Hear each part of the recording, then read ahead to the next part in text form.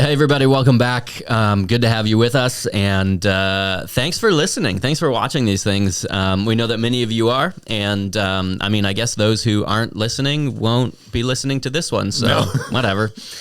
But thank you to those who are. It's a wonderful little, it's not at all why we do these things, and it is a wonderful encouragement when folks comment to me directly. I could care less about, the stuff on YouTube and whatnot is helpful in terms of building the momentum behind it and, tweaking the algorithms and all that kind of good stuff. But like, it is a real encouragement when folks stop and say a word or send a word. And so thank you for sure for those who are. And I think it's just always fun to have a little bit of a common starting point for conversation, right? And so like if that's all this ends up being, right, which is really part of the goals, for us to have a conversation that helps you have conversations in your everyday life about how faith informs your life and shapes it.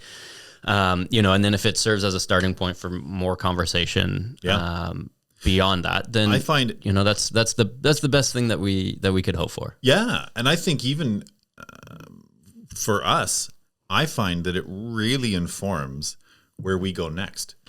Yeah, because sometimes as I think alluded to in the very first one, or zero, or whatever that first one was, that sometimes there's stuff that doesn't make the cut.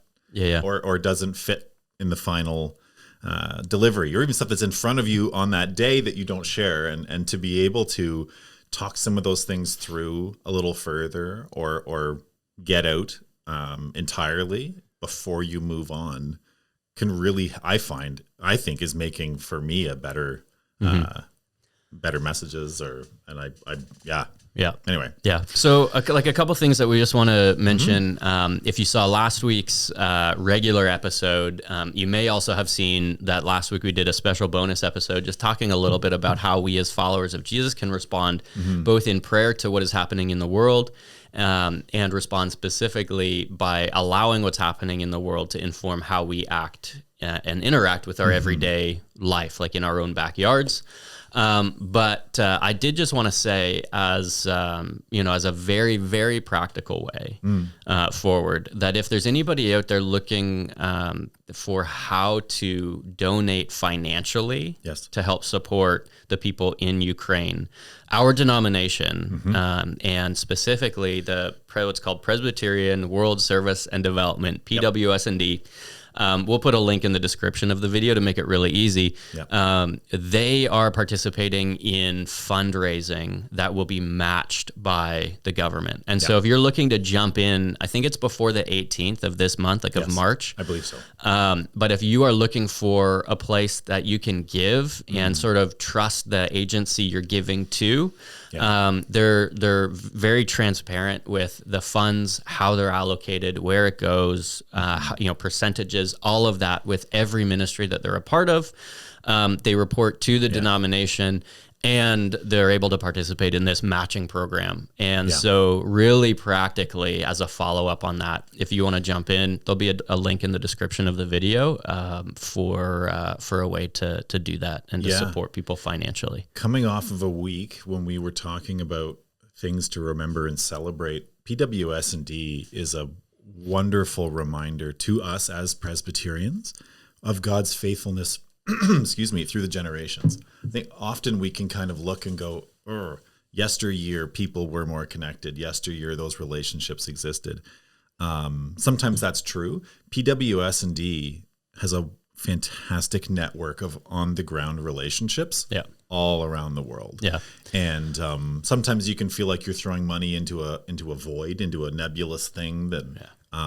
But I really do thank God for that faithfulness of those that went before and had those groundbreaking relationships and conversations to establish that we still lean into today. It's good. Yeah, and I think that's an important piece to hit, because it is, at the end of the day, the best thing we can do is have ongoing, long-lasting relationships, and through those relationships, help and support and grow and be changed and challenged ourselves. All of those good things. So, but you did, so one of the things, Alice, that you mentioned is the general theme of this Sunday, and this is probably the first Sunday in this entire series where we preached almost two completely different sermons. Yeah, a little bit. More or less. Same themes. So, we're using celebration as a way, into our conversation and as a way almost to wrap up. This is the second last sermon in this series. This coming week, we're going to finish Nehemiah.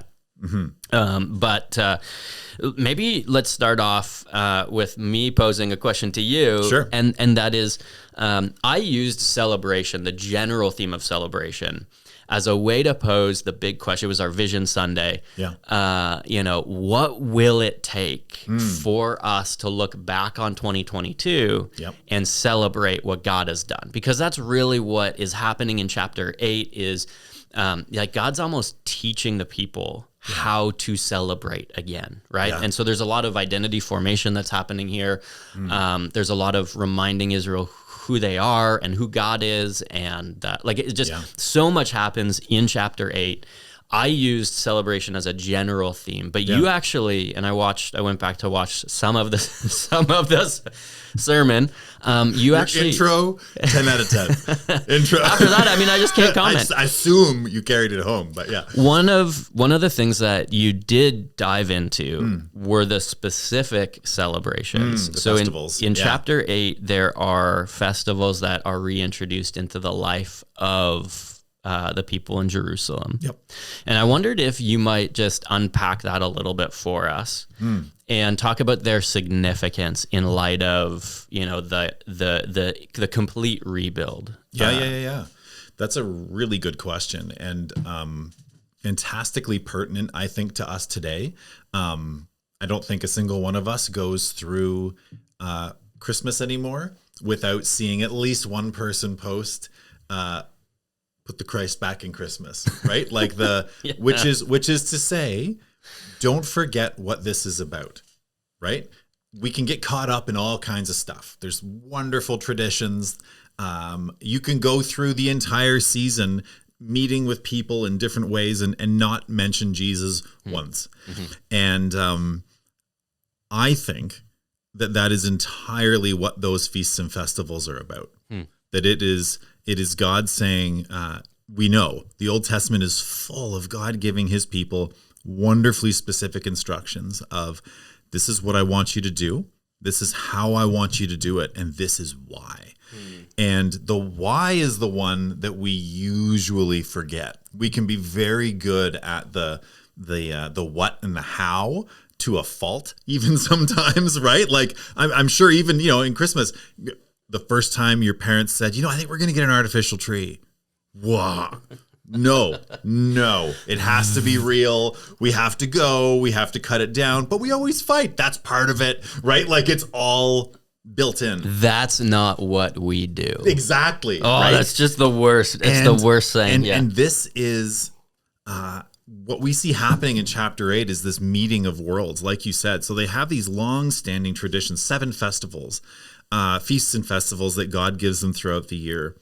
Some of them are about them as a people, and others are about remembering specific events. So the Festival of the Booths, Feast of the Booths that they celebrate in this chapter here is remembering the exile, that time when they didn't have homes. So they set up booths, and it's cool. Actually, before I was married, I was working at an art firm in Toronto, and I was known as the Christian guy in the office, which then translates to the religious guy in the office. And one of the women working there was kind of rediscovering her Jewish faith. And she was like, I want to set up a booth this year. Can you help me figure out how to do this? Because I live in an apartment. And, she was really wanting to honor that tradition. And what's so cool.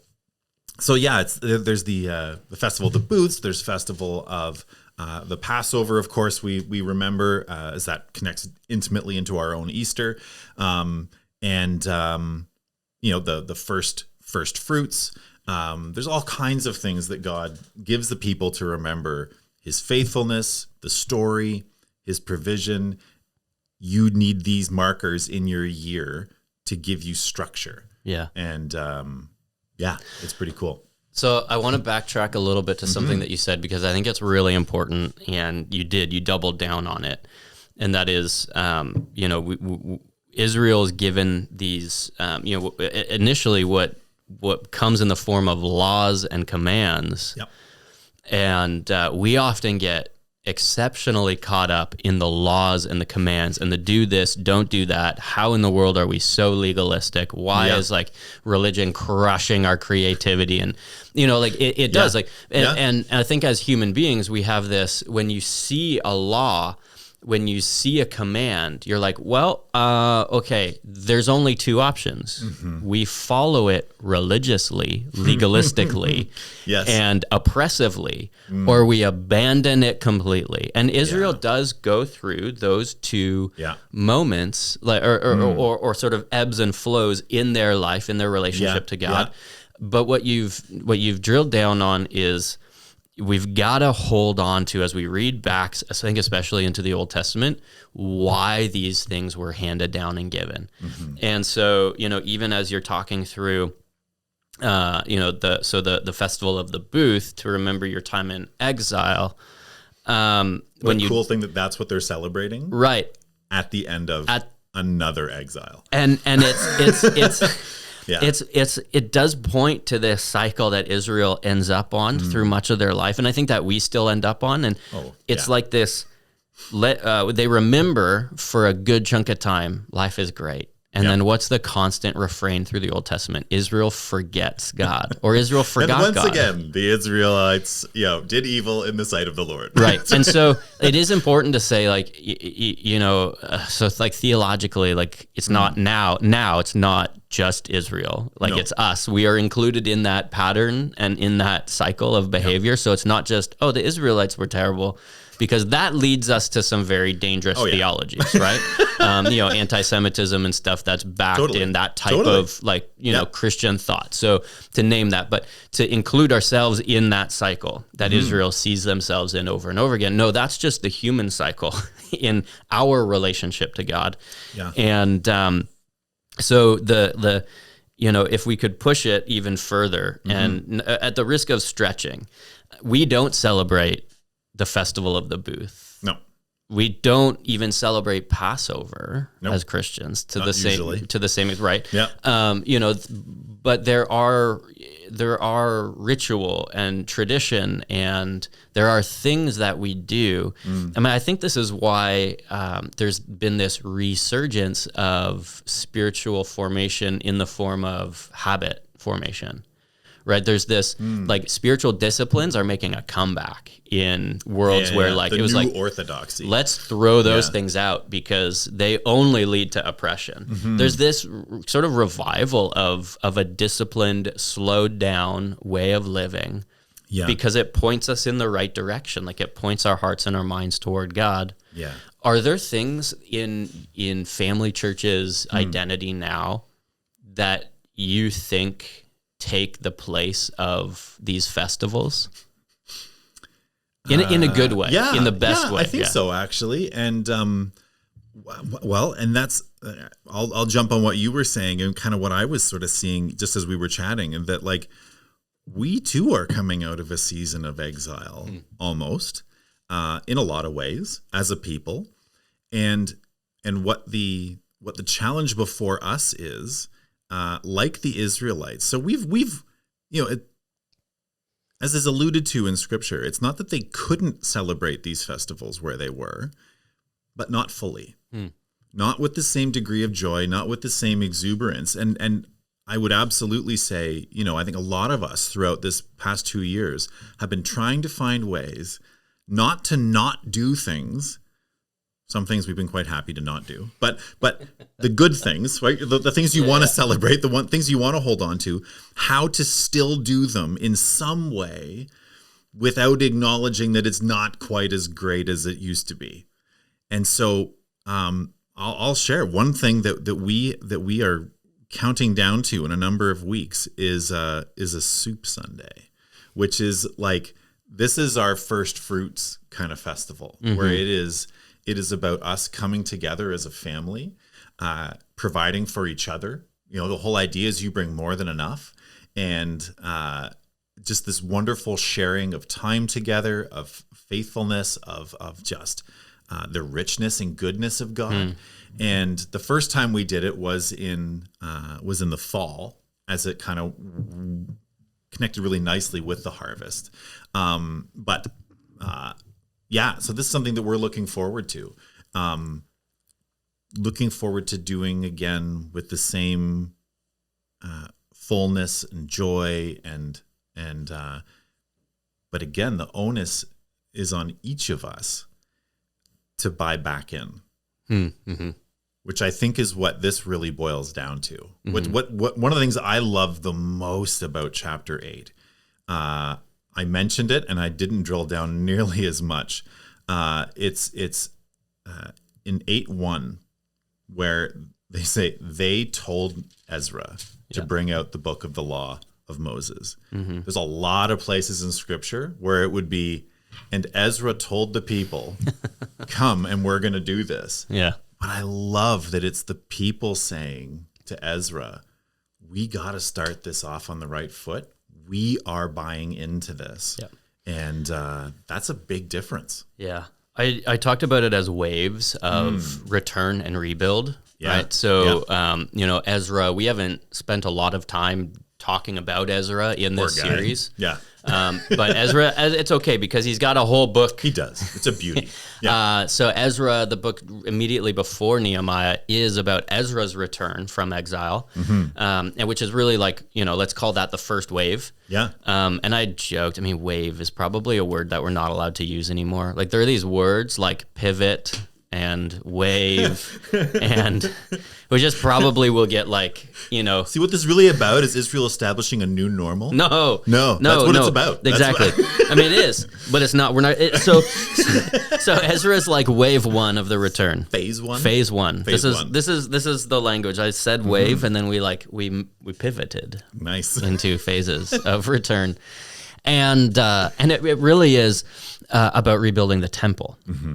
And so I think what we see is Ezra returns, and in many ways, the identity of the people in Jerusalem as a worshiping community is reestablished. So their worshiping life is rebuilt, or at least begins to be rebuilt. Yeah. And then with Nehemiah, there's the rebuild of the wall. So Nehemiah returns. He's like, hey, people aren't going to return. They're not returning because it's not safe.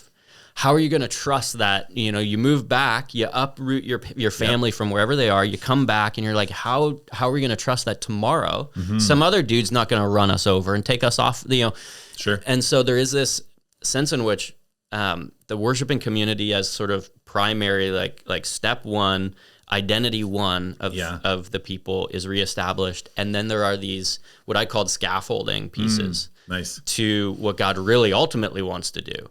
So, which is the heart. Exactly. Yeah. So they've got to make it safe for the people. Cool. Yeah. And then the third phase, which we see in 8, is that God finally says, it's almost as if he's like, okay, we need to reestablish who you are primarily, your relationship to God. It's this reminder of who God is, of who they are.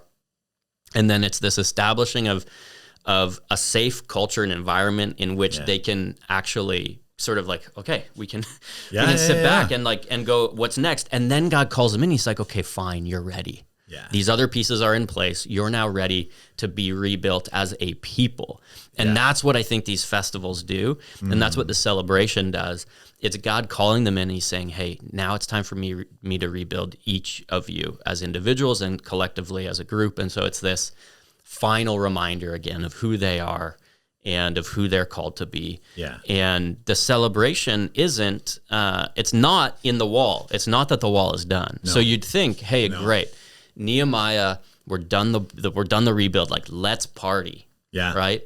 But it's not in the wall. It's not even in the temple being rebuilt. No. The celebration is the way that they actually turn toward God and celebrate God's faithfulness. Yeah. And I think that as we're talking about our own return, it's like, let's be careful to not celebrate, what we did during COVID. What we did. Right.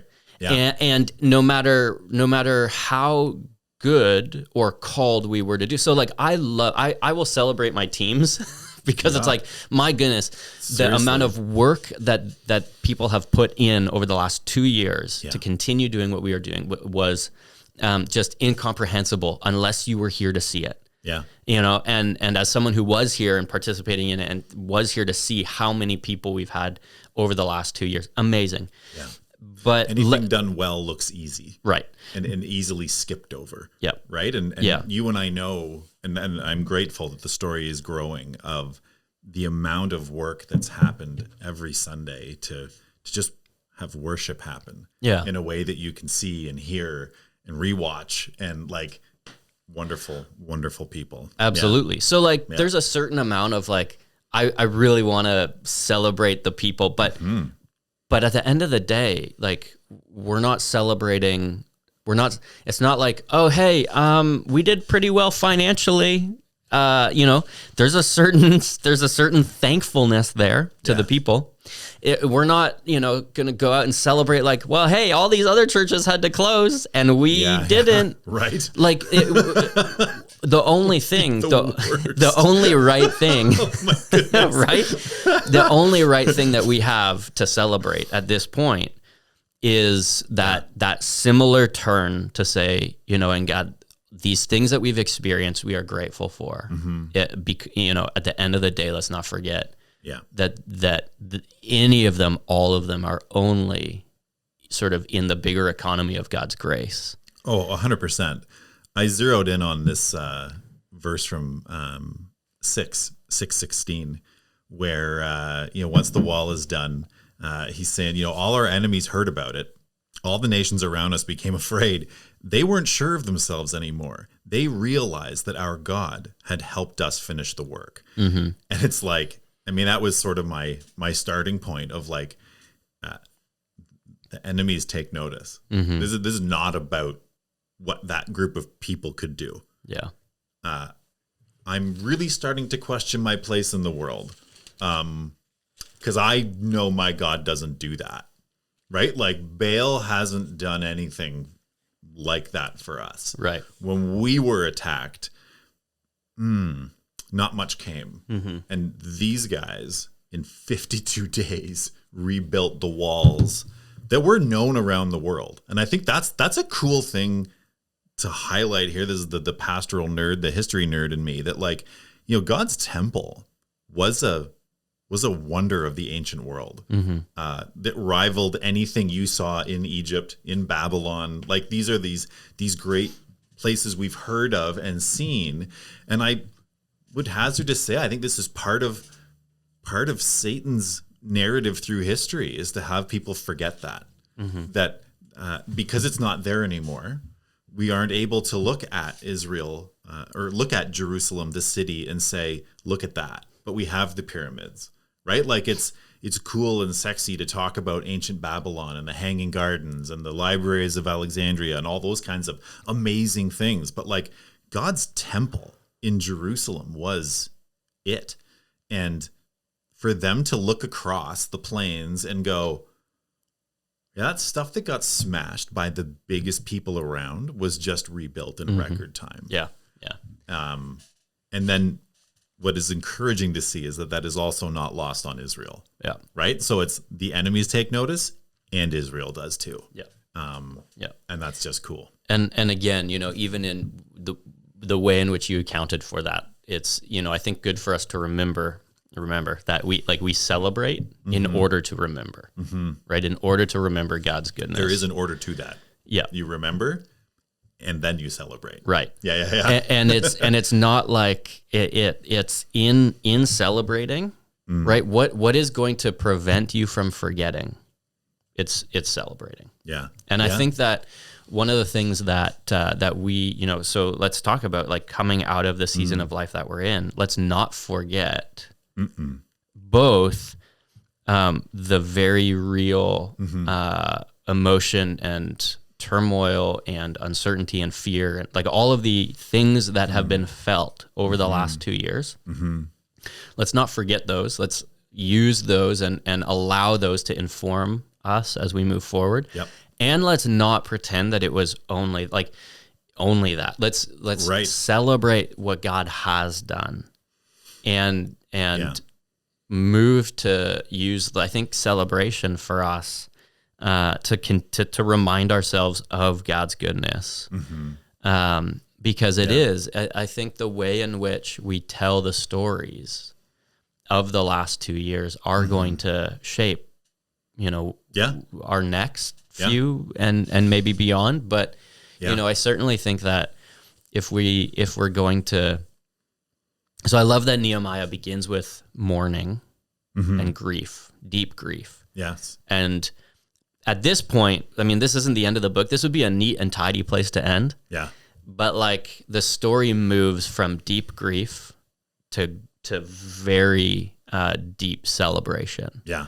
And, I think that is a journey that each one of us maybe needs to go through as we come out of this piece. Yeah. And, just as a tip of the hand toward some of the stuff that I'm looking forward to is to say that like around Easter, we're going to have a lot of opportunity for people to celebrate, both outdoors and in person, in services here at Knox, over at Family Church, and inviting people into this, right? like into the celebration, and not necessarily into the building, but like, into these ways of celebrating who God is and what God has done, and remembering His goodness toward us as individuals and as a community.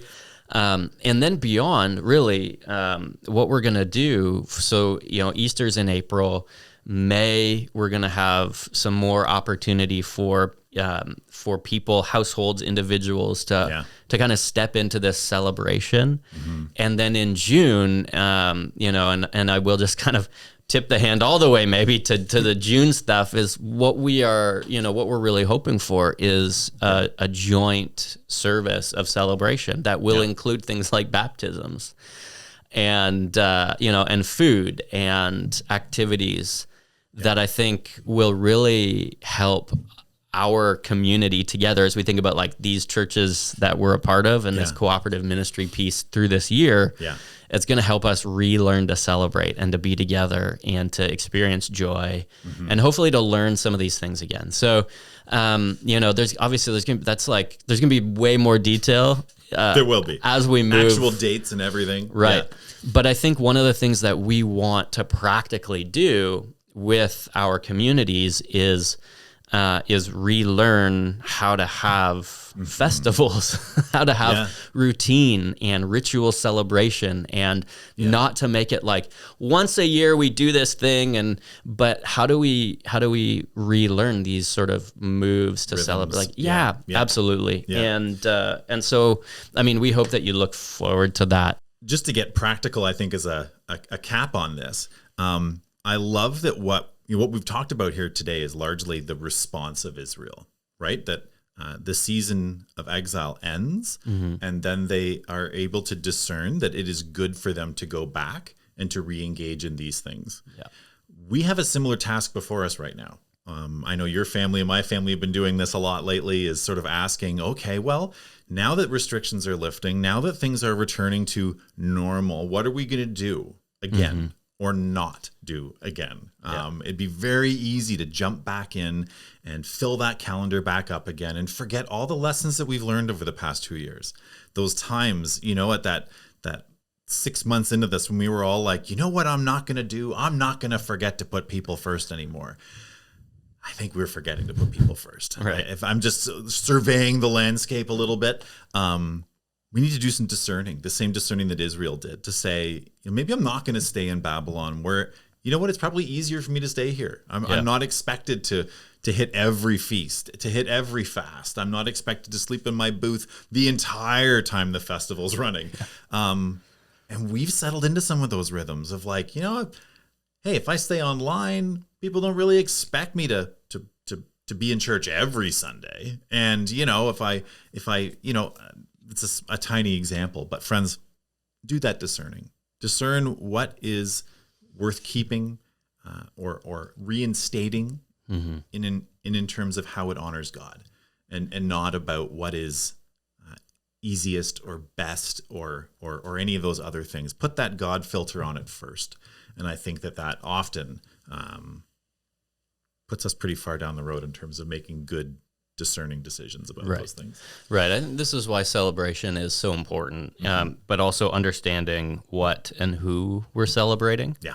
Because celebrating God, is often, so we talk about these things that we're looking forward to and hoping for, and but like that feels good. Sure. That feels good. It's like, food. Everybody loves food, and let's get outside and get together. And there are these things that, like there's a piece of celebration. Like this is going to be happy and fun and enjoyable. Great. Yeah. And then there's parts of the festivals and the rituals that you're like, oh no, wait, that's hard. Right. And I think that, it becomes very important to remember in celebrating God, and for us, even as churches now, let's say, we need to do that same discernment, because just because you want to do something doesn't mean it's the right thing to do. Right. And just because you enjoy something doesn't mean it is good for you to do. And just because the world now says you can do it again. Right. So right? Like all of those things. For us as churches, part of the discernment is it might have been a good thing for a season, but let's not pretend that what is familiar is going to, keep us faithful to God's mission. Yeah. And so that's going to be really hard, I think, for congregate. Like it's going to lead to hard, difficult conversations, because why do certain things need to change? What do we need to leave behind? What are the new ways of celebrating that are going to be the most faithful way forward for us? Yeah. And those are difficult conversations. So I think one of the things that I would love for people to unpack, if you've made it this far in this episode, thank you. Hang in there. Is simply like, what are you looking forward to returning? And what's one thing that you're willing to let go of? Yeah. And not the easy thing that like, I never like that. You never like that to begin with, right? So don't give up the easy thing. Right. But what is one thing that what's one thing that you're looking forward to picking back up? And what is one thing that you would be willing to put down if it meant that as congregations, as churches, we could be faithful to reach more people? Bam. So that's big. Anyways, we hope that this episode has challenged you today and encouraged you. We want to say thanks for listening. It would actually really help us if you haven't done this already to subscribe to our YouTube channels, not like our YouTube channels, but church's YouTube channels. There's nothing on mine. And it does, like it seems maybe inconsequential, but we actually know like 50% of people who listen and watch aren't subscribed. Yeah. And so it does help in terms of the way YouTube treats the episodes and podcasts and things that are being put out. So it'd just be a really practical, super easy step for you to take. But again, have a great day. Know that we're praying for you, and we will see you in the next one.